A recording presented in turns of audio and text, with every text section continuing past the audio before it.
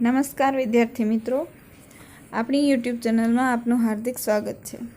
આજે આપણે ધોરણ 12નો ચેપ્ટર નંબર 5 એસપીસીસીનો ચેપ્ટર નંબર 5 કંપનીના સંચાલકો, જે આપણું ગયા વિડીયોનું અધૂરું છે તે પૂર્ણ કરીશું। જેમાં આપણે જોયું હતું કે કંપનીના સંચાલકોની નિમણૂક ત્યાં સુધી હતું આપણું। હવે આગળ જોઈએ કંપનીના સંચાલકોની નિમણૂક અને તેના પ્રકારો। તો કંપનીના સંચાલકોની નિમણૂક કઈ રીતે થાય છે તેના વિશે જોઈએ। કંપની ધારા અનુસાર કોઈપણ કંપનીનું સંચાલન સંયુક્ત સ્વરૂપે સંચાલક મંડળ દ્વારા કરવામાં આવે છે, માટે દરેક કંપનીએ સંચાલકોની નિમણૂક કરવી ફરજિયાત છે। કંપનીમાં સંચાલક તરીકે ભાગીદાર પેઢી, ટ્રસ્ટ, કોઈપણ કંપની વ્યક્તિનું મંડળની નિમણૂક સંચાલક તરીકે કરી શકાય નહીં। સંચાલક તરીકે માત્ર જીવંત વ્યક્તિની જ નિમણૂક કરી શકાય। કંપની ધારા 2013 અનુસાર સંચાલકોની નિમણૂક અંગેની જોગવાઈઓ નીચે મુજબ છે। તેમાં પ્રથમ, સંચાલકની નિમણૂક। સંચાલકોની નિમણૂક છે તે કંપનીનો ધારો છે 2013 અનુસાર સેબીના જે ધારા અનુસાર કંપનીના સંચાલકની નિમણૂક કરી શકાય છે। તેમાં કોઈ ટ્રસ્ટની કે કોઈ ભાગીદારની નિમણૂક કરી શકાતી નથી। તેમાં માત્ર જીવંત વ્યક્તિની જ નિમણૂક કરી શકાય છે।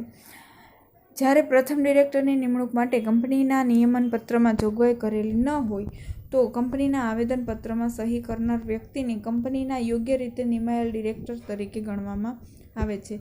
એકલ વ્યક્તિની કંપનીમાં કંપની ધારાની જોગવાઈ અનુસાર સભ્ય દ્વારા ડિરેક્ટર અથવા ડિરેક્ટર્સની નિમણૂક કરવામાં ન આવે ત્યાં સુધી એક માણસની કંપનીનો વ્યક્તિ સભ્ય તેનો પ્રથમ સંચાલક ગણવામાં આવશે। જ્યારે કોઈએ ડિરેક્ટરની નિમણૂક કરેલી ન હોય, પ્રથમ ડિરેક્ટરની નિમણૂક કરેલી નિયમન પત્રમાં જોગવાઈ ન હોય એની, તો જે નિયમન પત્ર ઉપર અથવા આવેદનપત્ર ઉપર જે વ્યક્તિ સહી કરે છે તે જ વ્યક્તિ કંપનીનો ડિરેક્ટર ગણાશે। જ્યાં સુધી કોઈ નવા ડિરેક્ટરની નિમણૂક ન થાય ત્યાં સુધી તે જ ડિરેક્ટર તરીકે કાર્યરત રહેશે। અને ત્યાર પછી કંપની ધારાની જોગવાઈ અનુસાર સભ્યો દ્વારા જે ડિરેક્ટરની નિમણૂક કરવામાં ન આવે ત્યાં સુધી કોઈ પણ એક કંપનીનો વ્યક્તિ સભ્ય તેનો પૃથક સંચાલક તરીકે ગણાશે।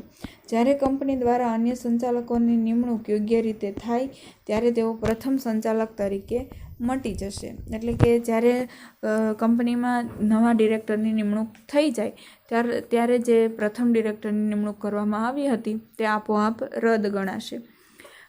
ત્યાર પછીનો છે પ્રથમ સંચાલકો બાદ સંચાલકોની નિમણૂક। કંપનીના પ્રથમ સંચાલકોની મુદત કંપનીની પ્રથમ સામાન્ય સભાના દિવસે જ પૂરી થાય છે। આ પ્રથમ સંચાલક છે તેનું કાર્ય ક્યાં સુધીનું હોય છે તો કે કંપનીની સામાન્ય સભા મળે ત્યાં સુધી પ્રથમ સંચાલક કાર્ય કરી શકે છે। કંપની તરફથી દરેક સંચાલકની નિમણૂક સામાન્ય સભામાં કરવામાં આવે છે, જે દર વર્ષે આ પ્રમાણે કરવામાં આવે છે। જે વાર્ષિક સામાન્ય સભામાં કોઈ સંચાલક નિવૃત્ત થઈ રહેલ હોય તેની ખાલી જગ્યા ઉપર કંપની નિવૃત્ત થઈ રહેલ સંચાલકને નિમી શકે છે।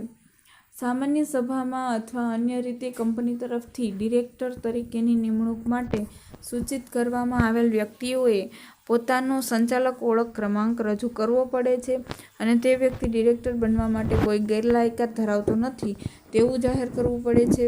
ડિરેક્ટર તરીકે નિમણૂક કરાયેલ વ્યક્તિ 30 દિવસમાં હોદ્દો ધારણ કરવા માટે સંમત છે કે નથી તેની સંમતિ પણ આપવી પડે છે, જે કંપની રજિસ્ટ્રાર સમક્ષ રજૂ કરવાની હોય છે। સંચાલકોની નિમણૂક સંબંધી જોગવાઈઓ નિયમન પત્રમાં દર્શાવવામાં આવે છે। જો કંપનીના નિયમન પત્રમાં દરેક સામાન્ય સભા વખતે તમામ ડિરેક્ટરની નિવૃત્તિની જોગવાઈ કરવામાં આવેલી હોય તો બધા જ ડિરેક્ટર નિવૃત્ત થશે, પરંતુ સામાન્ય રીતે આવી જોગવાઈ કંપની નિયમન પત્રમાં હોતી નથી। તેવા સંજોગોમાં જાહેર કંપનીના ડિરેક્ટરના કુલ સંખ્યાના ઓછામાં ઓછા 2/3 ડિરેક્ટર્સને ક્રમ પ્રમાણે નિવૃત્ત થવા પાત્ર છે। આવા 2/3 ભાગના સંચાલકો પૈકી દર વર્ષે સૌથી સિનિયર એવા 1/3 ભાગના સંચાલકો ક્રમશઃ નિવૃત્ત થાય છે। પરિણામે 3 વર્ષના ગાળાના ક્રમ પ્રમાણે નિવૃત્ત થતા 2/3 ભાગના સંચાલકો જ બદલાઈ જાય છે। નિવૃત્ત થઈ રહેલા ડિરેક્ટરની ખાલી જગ્યા ઉપર કંપનીના નિવૃત્ત થઈ રહેલા ડિરેક્ટર ફરીથી નિમીને ભરી શકાય છે। હવે આ જે પ્રથમ સંચાલક છે તેની નિમણૂક તો તેની મુદત તો કંપનીની સામાન્ય સભા સુધી જ હોય છે. પછી સામાન્ય સભામાં સંચાલકની જે શેર હોલ્ડરો છે તે સંચાલકની નિમણૂક કરે છે, જે દર વર્ષે એ જ પ્રમાણે થઈ રહેલી હોય છે. હવે સામાન્ય સભામાં અથવા અન્ય રીતે કંપની તરફથી ડિરેક્ટર તરીકેની નિમણૂક માટે સૂચિત કરવામાં આવેલ વ્યક્તિઓએ શું કરવાનું? સૌપ્રથમ પોતાનો ઓળખ ક્રમાંક રજૂ કરવો પડે છે અને તે વ્યક્તિ છે તે ડિરેક્ટર બની શકે તેમ છે કે નથી, તેની ગેરલાયકાતો કોઈ નથી ને તેવું જાહેર કરવું પડે છે અને તેનું સંમતિપત્ર છે તે રજિસ્ટ્રાર સમક્ષ પણ રજૂ કરવું પડે છે. અને આ ડિરેક્ટર તરીકે નિમણૂક કરાયેલ વ્યક્તિ 30 દિવસમાં હોદ્દો ધારણ કરવા માટે સંમત છે કે નથી તેનું પણ 1 મહિનામાં નિવેદન આપવું પડે છે. જો કંપનીમાંથી તમામ ડિરેક્ટરની નિવૃત્તિની જોગવાઈ કરવામાં આવેલી હોય, એટલે કે બધા જ ડિરેક્ટર નિવૃત્ત થતા હોય તેવી જોગવાઈ નિયમન પત્રમાં હોતી નથી અને જો હોય તો તેવા સંજોગોમાં કંપની છે તે ડિરેક્ટરની જેટલી સંખ્યા હોય છે, કુલ સંખ્યા જે છે એમાંથી 2/3 ભાગના જ ડિરેક્ટરની નિવૃત્તિ આપી શકે છે. અને 2/3 ભાગના સંચાલકો પૈકી દર વર્ષે અગ્રતાક્રમ કોને આપવામાં આવે છે? તો કે જે લોકો સિનિયર છે, જે લોકો સૌથી જૂના છે એવા 1/3 ભાગના સંચાલકોને જ અગ્રતા આપવામાં આવશે અને તેમને જ નિવૃત્તિ આપવામાં આવશે. પરિણામે 3 વર્ષના ગાળામાં ક્રમ પ્રમાણે નિવૃત્ત થતાં 2/3 ભાગના બધા જ સંચાલકો બદલાઈ જશે. તો કંપનીમાં કેટલા વર્ષે બધા જ ડિરેક્ટરોની ફરીથી નિમણૂક કરી શકાય? તો 3 વર્ષના ગાળામાં. 3 વર્ષના ગાળામાં આ બધા જ સંચાલકો બદલાઈ જાય છે અને નિવૃત્ત થઈ રહેલા ડિરેક્ટરની ખાલી જગ્યા ઉપર કોઈ પણ પહેલાં જે 3 વર્ષ પહેલાં જે નિવૃત્ત થયેલા છે એ ડિરેક્ટરની પણ ફરીથી નિમણૂક કરી શકાય છે. હવે સંચાલકોના પ્રકાર વિશે જોઈશું. તો સંચાલકોના અહીંયા 7 પ્રકાર આપવામાં આવેલા હોય છે. એમાંથી પહેલો પ્રકાર છે સ્વતંત્ર director, managing director, nominee director, વધારાના ડિરેક્ટર, વૈકલ્પિક ડિરેક્ટર, ડિરેક્ટરનો સમય પૂરો થતાં અગાઉના ડિરેક્ટરની નિમણૂક, નાના શેર હોલ્ડર દ્વારા ચૂંટાયેલા ડિરેક્ટર. આવા 7 પ્રકારના ડિરેક્ટર કંપનીમાં જોવા મળે છે. તેમાંથી પહેલા છે સ્વતંત્ર ડિરેક્ટર. કંપની ધારા 2013માં આ નવી જોગવાઈ છે. દરેક કંપનીમાં ઓછામાં ઓછા 1/3 ભાગના સ્વતંત્ર સંચાલકો હશે. કેન્દ્ર સરકાર જાહેર કંપનીના વર્ગો માટે સ્વતંત્ર સંચાલકની લઘુત્તમ સંખ્યા નક્કી કરી શકે છે. સ્વતંત્ર સંચાલક એટલે એવી વ્યક્તિ કે જે મેનેજિંગ ડિરેક્ટર ન હોય અથવા પૂર્ણ સમયનો ડિરેક્ટર ન હોય કે નોમિની ડિરેક્ટર ન હોય. સ્વતંત્ર ડિરેક્ટરની નિમણૂક ડેટા બેંકમાંથી કરવાની હોય છે. કેન્દ્ર સરકાર દ્વારા નિર્દિષ્ટ કરેલ સંસ્થાઓએ આ પ્રકારની ડેટા બેંક ઊભી કરવી પડે છે, જેમાં સ્વતંત્ર સંચાલક તરીકે કામ કરવાને લાયક ઈચ્છુક વ્યક્તિઓના નામ, સરનામા અને લાયકાતો દર્શાવવાની હોય છે. આવી પસંદગી કરતી વખતે કંપનીએ યોગ્ય સાવચેતી રાખવી જોઈએ અને તેમની નિમણૂક સામાન્ય સભામાં કરેલી હોવી જોઈએ. સ્વતંત્ર ડિરેક્ટર એટલે કેવા ડિરેક્ટર? તો કે જે મેનેજિંગ ડિરેક્ટર ન હોય અથવા તો પૂર્ણ સમયના ડિરેક્ટર ન હોય અથવા તો નોમિની ડિરેક્ટર ન હોય, ચૂંટાયેલા ન હોય તેવા ડિરેક્ટરને સ્વતંત્ર ડિરેક્ટર કહેવામાં આવે છે. આ જે સ્વતંત્ર ડિરેક્ટર છે તેની એક ડેટા બેંક ઊભી કરવી પડે છે અને આ ડેટા બેંકમાં જેટલા લોકો જે ડિરેક્ટર બનવા ઈચ્છતા હોય તેના નામ, સરનામા અને ખાસ તેમની લાયકાતો એડ કરવામાં આવે છે. અને આની પસંદગી કરતી વખતે કંપનીએ શું સાવચેતી રાખવી જોઈએ? અને તેની નિમણૂક સામાન્ય સભામાં કરેલી હોવી જોઈએ. સ્વતંત્ર સંચાલકની મુદત સળંગ 5 વર્ષની હોય છે. આ પ્રશ્ન પૂછાઈ શકે છે કે સ્વતંત્ર સંચાલકની મુદત છે તે કેટલા વર્ષની હોય છે? તો કે 5 વર્ષની હોય છે. સ્વતંત્ર સંચાલક પુનઃ નિમણૂકને પાત્ર છે, પરંતુ તે અંગે કંપનીએ ખાસ ઠરાવ પસાર કરવો જોઈએ અને બોર્ડના અહેવાલમાં આવી નિમણૂકની જાહેરાત કરવી જોઈએ. જો આજે સ્વતંત્ર ડિરેક્ટર છે તે 5 વર્ષ પૂરા થઈ જાય અને પછી એને ફરીથી ડિરેક્ટર બનવું હોય તો તે બની શકે છે, એટલે કે તેની પુનઃ નિમણૂક થઈ શકે છે. પરંતુ ક્યારે થઈ શકે? જ્યારે કંપનીએ ખાસ ઠરાવ પસાર કરેલો હોય તો જ તે ફરીથી ચૂંટાઈ શકે છે. તેમાં પસંદ કરાયેલી વ્યક્તિને સ્વતંત્ર સંચાલક તરીકે નીમવાના કારણોનો નિર્દેશ પણ થવો જોઈએ કે ભાઈ કયા કારણથી આ લોકોને પુનઃ નિમણૂક આપવામાં આવે છે, શું એનામાં કઈ એવી લાયકાતો છે, ખાસિયતો છે જેના દ્વારા તેમને ફરીથી નિમણૂક આપવામાં આવે તેની જાહેરાત પણ હોવી જોઈએ. તેમાં પસંદ કરાયેલ વ્યક્તિને સ્વતંત્ર સંચાલક તરીકે નીમવાના કારણોનો નિર્દેશ થવો જોઈએ. પરંતુ કોઈ પણ સ્વતંત્ર સંચાલક વધુમાં વધુ સળંગ 2 મુદ્દત એટલે કે 10 વર્ષથી વધારે હોદ્દો ધારણ કર્યાના 3 વર્ષ પૂરા થયા બાદ ફરીથી નિમણૂકને પાત્ર બને છે. આ 3 વર્ષ દરમિયાન સ્વતંત્ર ડિરેક્ટરને કંપનીમાં કોઈપણ હેસિયતથી સીધી કે આડકતરી રીતે જોડી શકાય નહીં કે નિમણૂક આપી શકાય નહીં. સ્વતંત્ર સંચાલકની નિમણૂક વખતે નીચેની બાબતો ધ્યાનમાં રાખવી જોઈએ.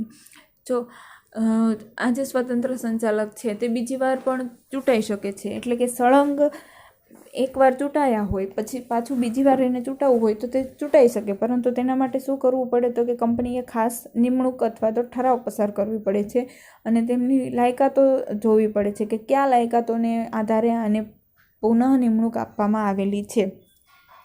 તો આવી રીતે જે બીજી વાર પુનઃ નિમણૂક પામ્યા હોય એટલે કે એનો ગાળો 10 વર્ષ સુધી તે કાર્યરત રહ્યા હોય અને જો એને ત્રીજી ટર્મ માટે પણ ચૂંટાવવું હોય તો તે ચૂંટાઈ શકે, પરંતુ ક્યારે ચૂંટાઈ શકે છે તો કે 3 વર્ષ બાદ.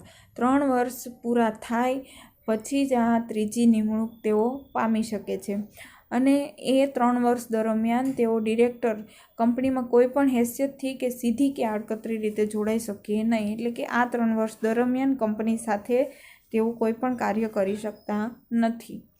હવે તેમની નિમણૂક માટે કઈ કઈ બાબતો ધ્યાનમાં રાખવી જોઈએ તેના વિશે જોઈશું. સ્વતંત્ર સંચાલક તરીકે નિમણૂક પામેલ વ્યક્તિ બોર્ડના મત પ્રમાણે જે તે ક્ષેત્રમાં નિષ્ણાંત, અનુભવી અને કાબેલ હોવી જોઈએ.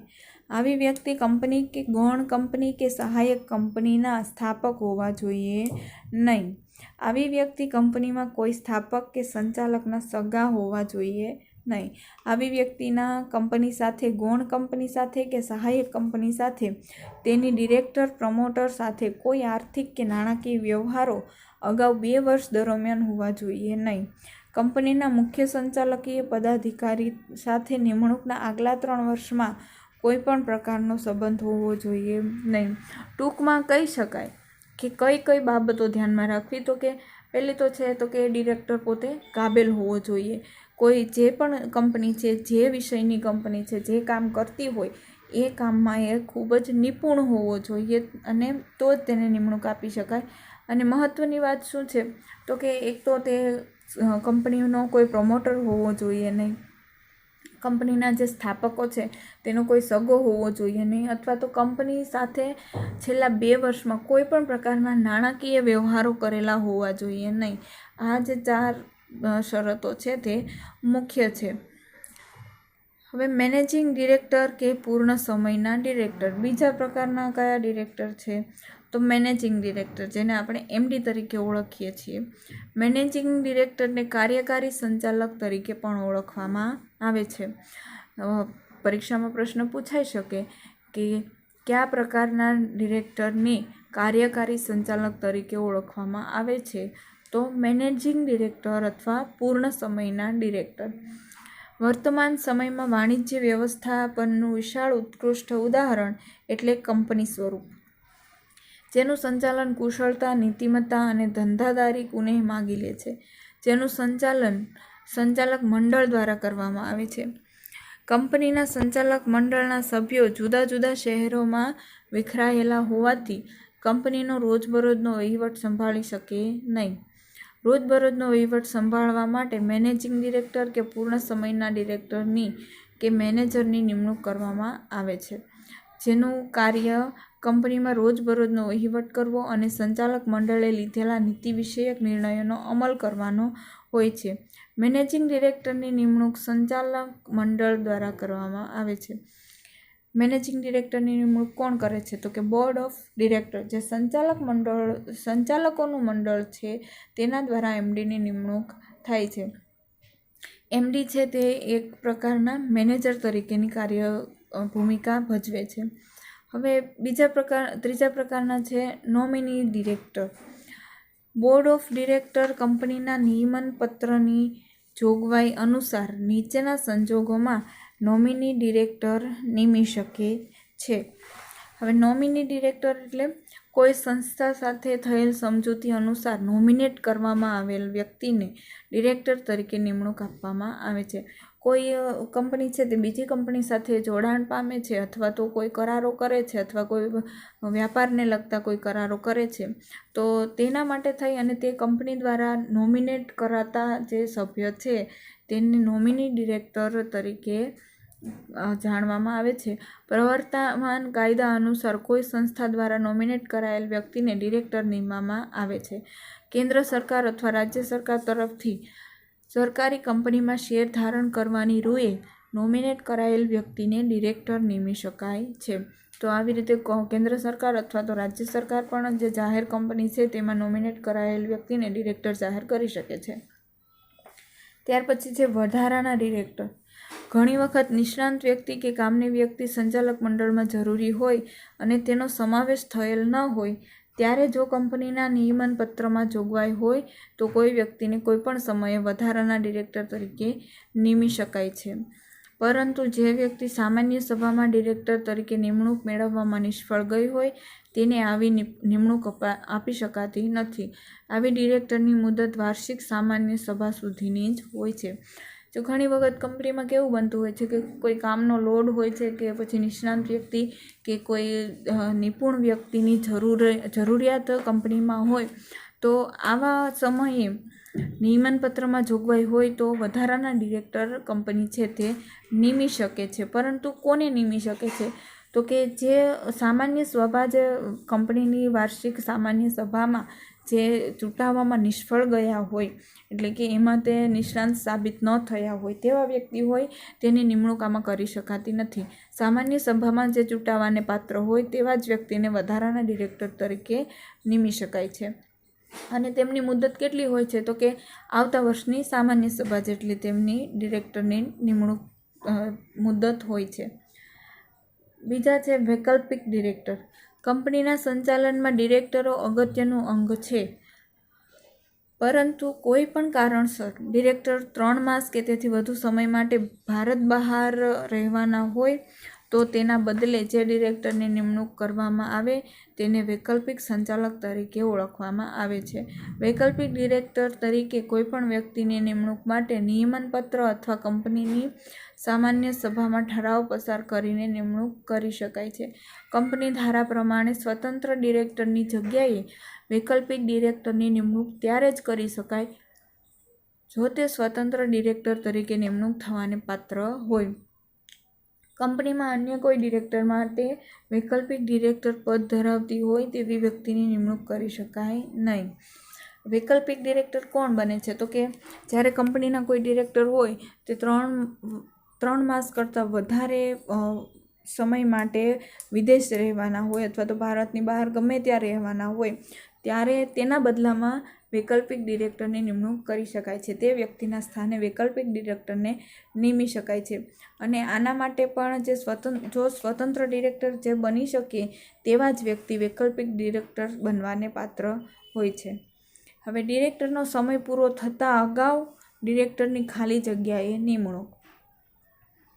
કંપની ધારા અનુસાર કંપનીએ સામાન્ય સભામાં ડિરેક્ટરના હોદ્દાની મુદત પૂરી થતાં પહેલાં તેને દૂર કરવામાં આવે કે તે મુદત પૂરી ન કરી શકે ત્યારે નિયમનપત્રને આધીન બોર્ડ ઓફ ડિરેક્ટર્સ પોતાની સભામાં ખાલી પડેલ જગ્યાએ ડિરેક્ટરને નિમી શકે છે અથવા કેન્દ્ર સરકાર નિમણૂક કરી શકે છે. આ ડિરેક્ટર જે ડિરેક્ટરની જગ્યાએ નિમાયેલ હોય તો તે ડિરેક્ટરની જગ્યા ખાલી થયેલ ન હોત તો જ્યાં સુધી તેણે હોદ્દો ભોગવેલ હોત ત્યાં સુધીના સમય માટે હોદ્દો ધરાવી શકે છે. ડિરેક્ટરનો હોદ્દો નીચેના સંજોગોમાં ખાલી થાય છે. જ્યારે કોઈ પણ કંપનીમાં કોઈ ડિરેક્ટર છે તે પોતાનો સમયગાળો પૂર્ણ કરી શકતા નથી અથવા તો તેમને નીકાળી દેવામાં આવે, કાઢી નાખવામાં આવે ત્યારે એના બદલામાં જે ડિરેક્ટરનો જે ખાલી પડેલી જગ્યાએ જેની નિમણૂક થાય તેવા ડિરેક્ટરની અહીંયા વાત કરવામાં આવે છે. અને આ ડિરેક્ટર્સની સરકાર પણ નિમણૂક કરી શકે છે. અને આ ડિરેક્ટરની મુદત કેટલી હોય છે? તો કે જે પહેલાંના ડિરેક્ટર છે તેનો જે બાકીનો સમય હતો એ બાકીના સમય માટે જ આ ડિરેક્ટર નિમાવવાને પાત્ર છે. હવે આ ડિરેક્ટરનો નીચેના જે સંજોગો જણાવેલા છે તેવામાં ખાલી થઈ શકે છે. કંપનીની સામાન્ય સભામાં કે સંચાલક મંડળમાં ડિરેક્ટરને દૂર કરવામાં આવે. જ્યારે કંપનીની સામાન્ય સભા મળી હોય ત્યારે બધાને એમ લાગે કે આ ડિરેક્ટર છે તે પૂરા લાયક નથી તો તેને દૂર કરવામાં આવે.